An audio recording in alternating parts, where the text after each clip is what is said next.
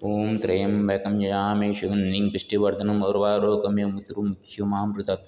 ॐ नमो नर्मदेश्वराय नमो नमः। ॐ नमो नर्मदेश्वराय नमो नमः। ॐ नमो नर्मदा चिक्कवट्टी जरौली साष्टकम्। सुस्वागतम सर्वेषां। सुप्रभातम। 11:45 है। चिक्कवट्टी जरौली ये एक जगह है, यहाँ के ईश्वर है। देखिए कितना मनोरम मंदिर बनाया गया है। छोटा सा मंदिर है लेकिन कितना बढ़िया मंदिर। देखिए यहाँ पे थोड़ा सा धूप के लिए मैंने यहाँ पे विश्राम ले रहा हूँ। तो यहाँ पे आकर मैंने एक रचना किया हूँ, चिक्कवट्टी जरौली साष्टकम। 1 जुलाई 2024 गंगोत्री से पैदल चल के मैंने आ रहा हूँ। आज 6वां सोमवार है। इसको यादगार करने के लिए मैंने रचना किया हूँ। पहले उसको पठन कर लेता हूँ, बाद में उसका अर्थ करेंगे। चिदानंद स्वरूपं च चिदाकाश स्वरूपिणं चिन्मयात्मा स्वरूपं च चित्तसायिनमीश्वरं करोमि वन्दनामीशं कंठे कालस्वरूपिणं कलिकलुषहन्तारं श्रीकृष्ण राधिका प्रियं वन्देऽहं विश्वपतिं च वैद्यनाथं जगत्पतिं वृषभारूढमहेशं विशेषशेषरूपिणं टङ्कधरमहादेवं जटाजुटामहेश्वरं टं टं घण्टानिनादेन सद्यते शिवशङ्करम् जगन्नाथाङ्गसंलग्नो जगतीश्वरनायक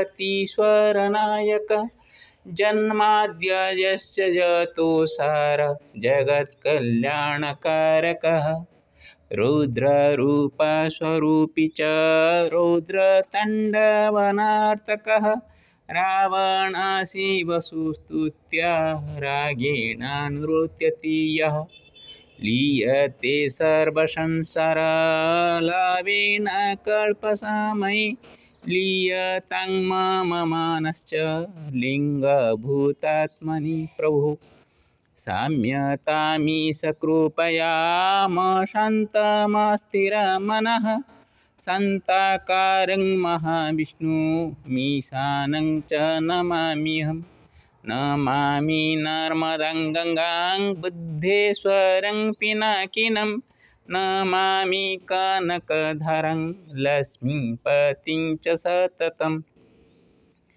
उसका अर्थ करते हैं। चिदानंद स्वरूपं च चिदाकाश स्वरूपिणं चिन्मयात्मा स्वरूपं च चित्तसायिनमीश्वरम्। चिक्कवट्टी जरौली साष्टकम मैंने रचना किया हूँ। अक्षर के हिसाब से बनाता हूँ। ची से चिदानंद, चित रूप का आनंद स्वरूप जो है। हम सत्यम शिवम सुंदरम बोलते हैं। जो सत्य है वो ही शिव है और वो ही सुंदर है। हम तो सत्य बोलते हैं, सभी को सच बोलना आता है, बोल भी देते हैं, लेकिन सच को निभाना इतना सहज नहीं होता है।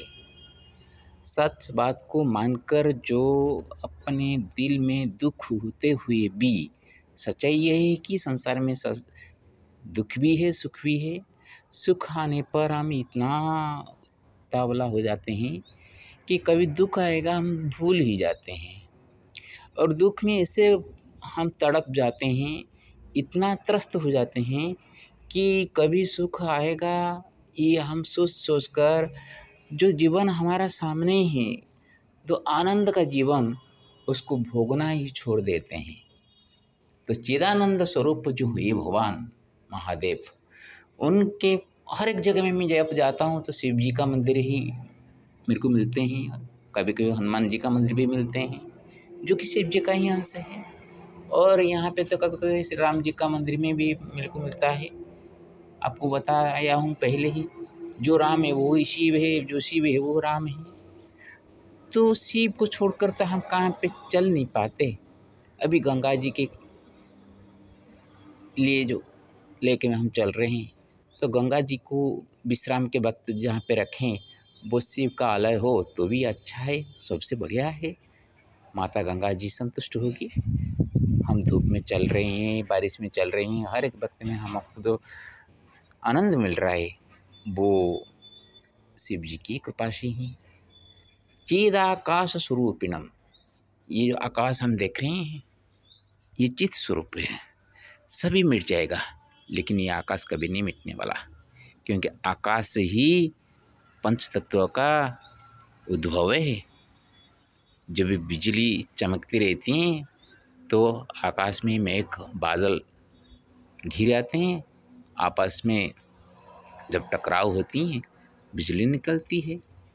तो यहाँ पे जल तत्व निकलते हैं, आग का तत्व निकलते हैं, और जब वो बारिश के नीचे आते हैं तो नीचे जब वो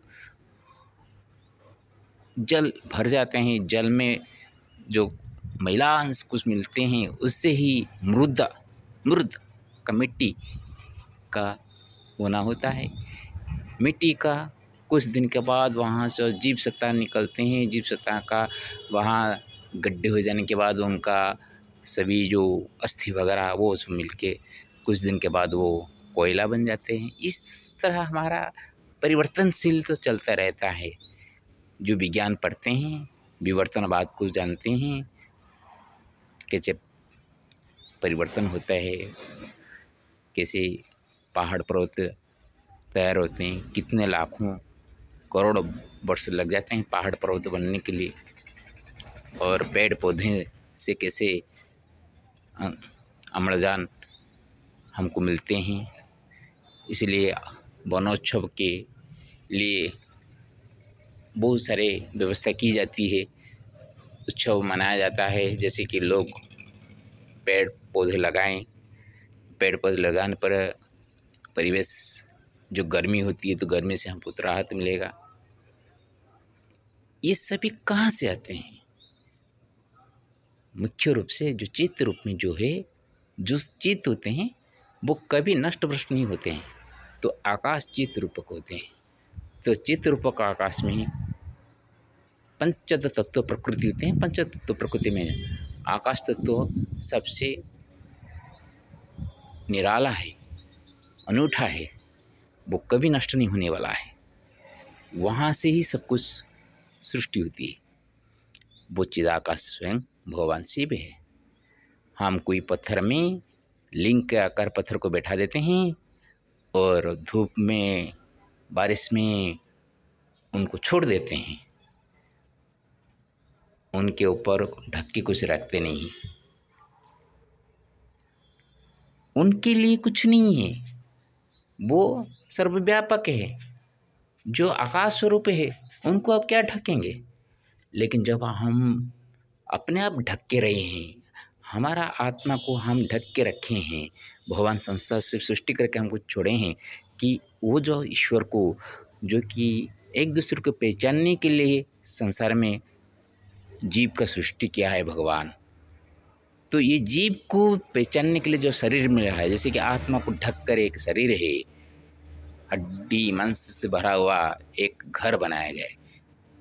इसीलिए हम मंदिर तैयार करते हैं कि हमारा सामने जो भगवान हम जिसको मानते हैं उसको भी एक घर चाहिए।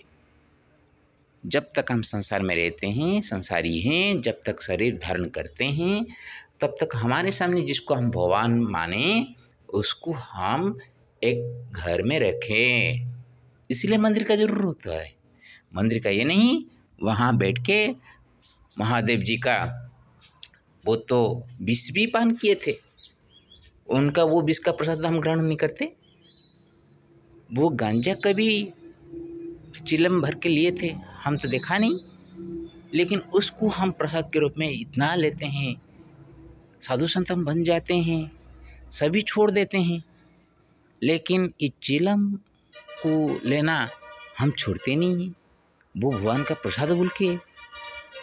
बाद में हमारा शरीर इतना, मैं देखता हूँ जो चिलम लेते हैं, गांजा लेते हैं, वो बाबा इतना खांसते हैं कि एक एक आश्रम में मैं रुकता हूँ, उनका दुख देख के मेरे को पीड़ा हो जाती है। इतना कष्ट लगता है कि मेरे पास कुछ हो तो उनको मैंने अच्छा कर सकूँ, तो अभी बताइए, कब आपको बताया भगवान ने कि आप चिलम उठाइए और आनंद लीजिए? सिर्फ गांजा का चिलम को आप लेकर आनंद हो सकते हैं, और आनंद होने की कोई भी रास्ता नहीं है। आकाश के लिए कौन सा जरूर चिलम जरूर पड़ता है? वो हमेशा देखिए, उसका ना घटता है ना बढ़ोतरी होती है, वो सर्वव्यापक है। वो हमको सिखाता है, हमको सर्वव्यापक होने के लिए, हमारा दिमाग बड़ा करने के लिए, छोटे चीज़ में हमारा मन बंद नहीं जाए।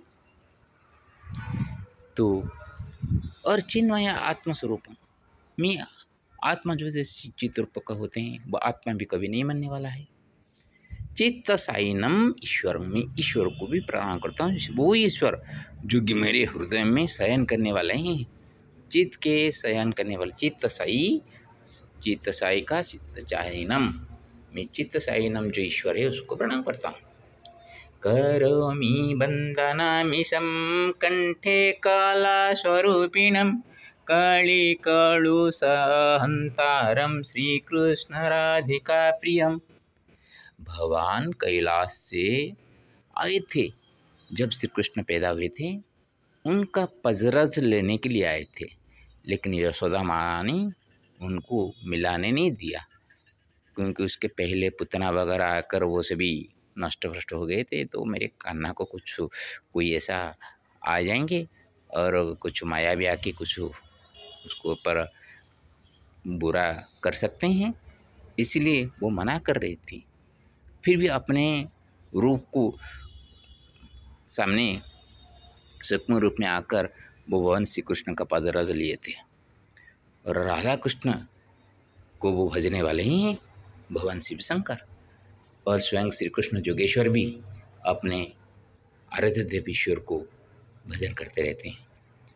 कल बात करते हुए जब चिरकुला में था, शेखर शर्मा जी के साथ बात कर रहा था, वो ऐसे एक उदाहरण दिए थे, जैसे कि अभी बीजेपी सरकार चल रही है, वहाँ अमित शाह, नड्डा जी और नरेंद्र मोदी जी प्रधानमंत्री जी जैसे तीन होकर देश को चलाते हैं, और नीचे से भी चीफ मिनिस्टर वगैरह जो बनते हैं वो अपने अपने दायरे में रहकर काम करते हैं, और ऊपर से कुछ उनका निर्देश होता है तो उनका निर्देश में काम करते रहते हैं।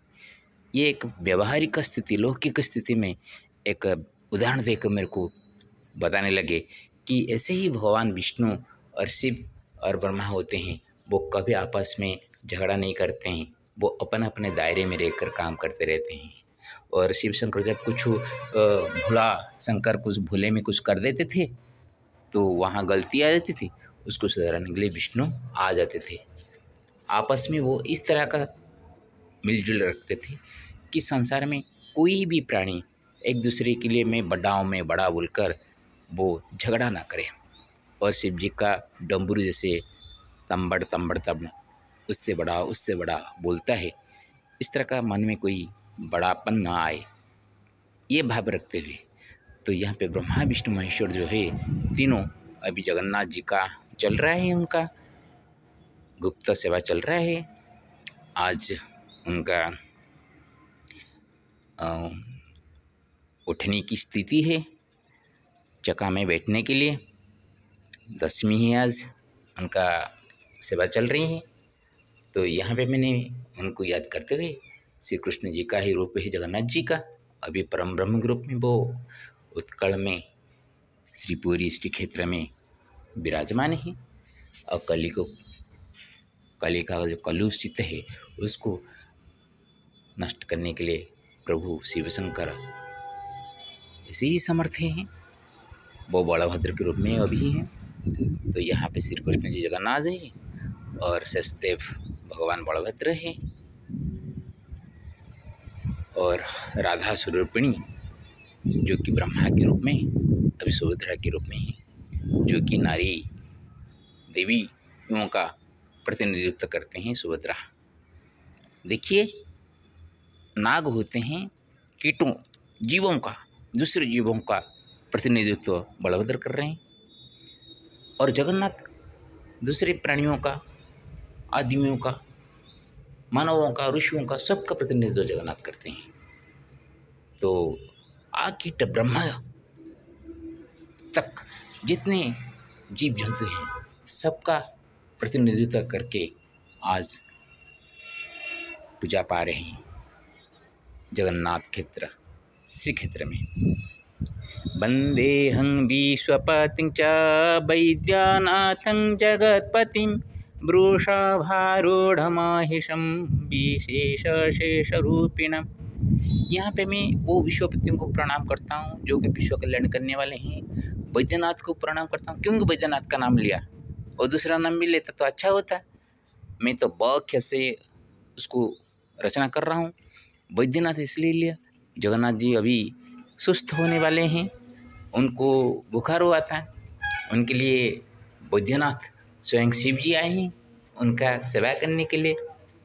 जो उनका सेवा काम हो रही हैं ये सभी, जो उनको अच्छा करने के लिए औषधियों का ज़रूरत पड़ता है, वो देवदेव महादेव है, जो कि धन्वंतरी जो है वो भगवान विष्णु का रूप भी है। आप उनको शिव जी का भी रूप बोलते हैं। जितना सभी वैद्यराज जो है ना वो शिव जी को पूजा करते हैं, और शिव जी को पूजा करके महामृत्युंजय मंत्र जो शुक्र महामृत्युंजय मंत्र जो कि शुक्र महाग्रह ने उसको संसार में लाए थे, इसलिए वैद्यनाथ जगतपति जो है मैं उनको प्रणाम करता हूँ। वृषभारूढ़ महेश, वृषभ में आरूढ़ होने वाला महेश जी को प्रणाम करता हूँ। विशेष शेष रूपिणम, विशेष रूप में वो शेष का अवतार है, इसलिए मैं शेष के रूप में उनको प्रणाम करता हूँ।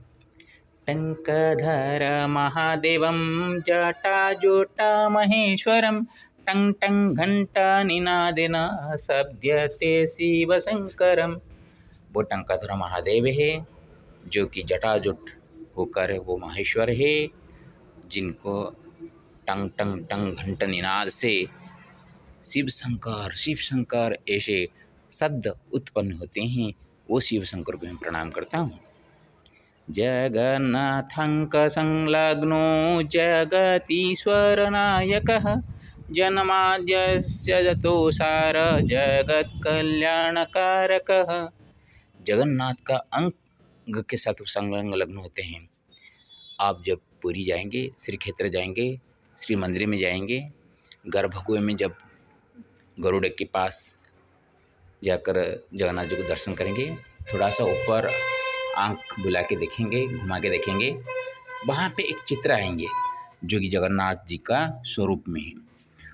उनके मस्तक के ऊपर शिव जी हैं और अपने क्रोड़ में सुभद्रा जी को बैठाई हैं। ऐसे एक रूप आपको देखेंगे, क्योंकि ब्रह्मा को क्रोड़ों में रखे हैं। माता जगत जननी सुभद्रा होती हैं, जो जगन्नाथ जी अपने क्रोड़ में रखे हैं, गोद में रखे हैं, और जो कि जगत का संहार करने वाले होते हैं, रुद्र रूपी महादेव को अपने सर में रखे हैं। वो अब शरीर के साथ संलग्न हैं, इसलिए जगत का ईश्वर जो है, नायक है, उनको मैं प्रणाम करता हूँ।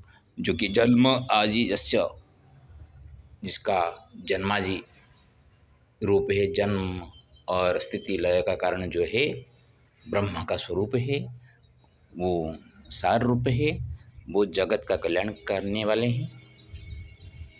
रौद्र रूप स्वरूपी च रौद्र तांडवनर्तकः रावण शिव सुस्तुत्य रागेण नृत्यति यः। वो किसे हैं? वो रौद्र स्वरूपी है, रौद्र रूप में वो तांडव करने वाला नर्तक है। ऐसा तो है कि रावण का जो शिव तांडव स्तुति है, उनका एक अच्छा स्तुति है सबसे। मेरे को तो बोलेगे तो मैं शिव तांडव बोल नहीं पाऊँगा, उनका जो ताल लय के हिसाब से। सुषमा स्वराज जी बोल रही थी, उनका बेटी बांसुरी जी का भी मैंने सुना। वो लोग सचमुच कितना आराम से बोल लेते हैं शिव तांडव, हमारा तो नहीं हो पा रहा है। तो इतना अच्छा जो शिव तांडव, उससे सुनी ही शिव जी नाचने लगते हैं। वो है शिव जी। लीयते सर्व संसारा लाभेन कल्पसमयी लीयतं मम मनश्च लिंगाभूतात्मनि प्रभु। प्रभु प्रभु वो जो शिव जी मैंने बताया, जो जिनका सभी विशेषण मैंने बताया, वो शिव जी का यहाँ पे लिंग भूत जो आत्मा में मेरे को लीन कर दीजिएगा। क्योंकि कल्प के समय में जिनके पास सभी लय हो जाते हैं, शिव जी के अंग में सभी समाविष्ट हो जाते हैं, तो उसी तरह मेरे मन का जो अशांत मन है उसको भगवान शिव शंकर अपने लिंगभूत आत्मा में मेरे को समाविष्ट कर लीजिएगा। साम्यतामीश कृपायाम संतमस्थिरा मनः संताकारं महाविष्णुमीशानं च नमाम्यहम्। जो कि मेरे मन, अशांत मन और अस्थिर मन को एक ही शांत कर सकते हैं, जो कि ईशा का कृपा में ही ये हो सकती है। उनका कृपा में ही सब प्रकार का मंगल हो सकता है। और वो संताकार महाविष्णु जो है मेरे लक्ष्मी नरसिंह है, वो ही शिव जी का रुद्र अवतार है और शिव जी भी ईशान है। इस सब को एक साथ मैंने नमस्कार कर रहा हूँ। और अंतिम में जब ये अष्टक खत्म कर रहा हूँ तो एक अंतिम श्लोक में सबका मैंने यहाँ पे फिर से नमस्कार करके जो अष्टक मैंने तो रचना किया हूँ विश्व कल्याण के लिए, सबका कल्याण के लिए, मैं सभी को यहाँ पे दोबारा नमस्कार करता हूँ। नमामि नर्मदं गंगां बुद्धेश्वरं पिनाकिनं नमामि कनकधरं लक्ष्मीपतिं च सततम्। मैं नर्मदा जी को नमस्कार करता हूँ, गंगा जी को नमस्कार करता हूँ, बुद्धेश्वर को प्रणाम करता हूँ। उनका मंदिर कैसे जल्दी निर्माण हो, ये सभी जो मैंने वीडियो बनाता हूँ, क्योंकि ये सभी मंदिर दिखाता हूँ कि जितने सारे मैंने मंदिर अभी दिखा रहा हूँ उसमें कोई भी एक प्रकार का मंदिर छोटा सा हो लेकिन भगवान के सर में ढकने के लिए हो, ये इरादा रखकर मैंने ये बनाता हूँ।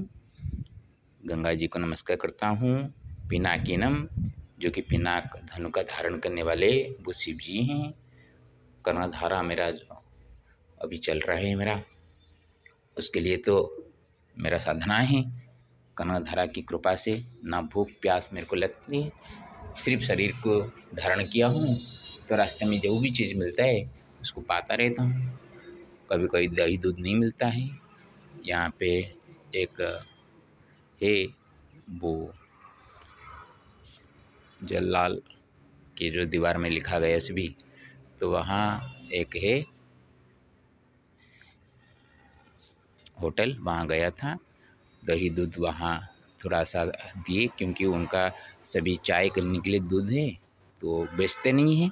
मेरे लिए दूध और दही थोड़ा सा दिए। मैं पहले से पंचामृत करके रखा था, उसको घुलाया, उसको पाया। ऐसे करके मैंने यहाँ पे बैठा तो चिकावट्टी जरोली ये जगह का नाम को याद रखने के लिए कुछ रचना करूँ तो कर दिया। तो भगवान आप लोगों का मंगल करे, सभी प्रकार का मंगल हो।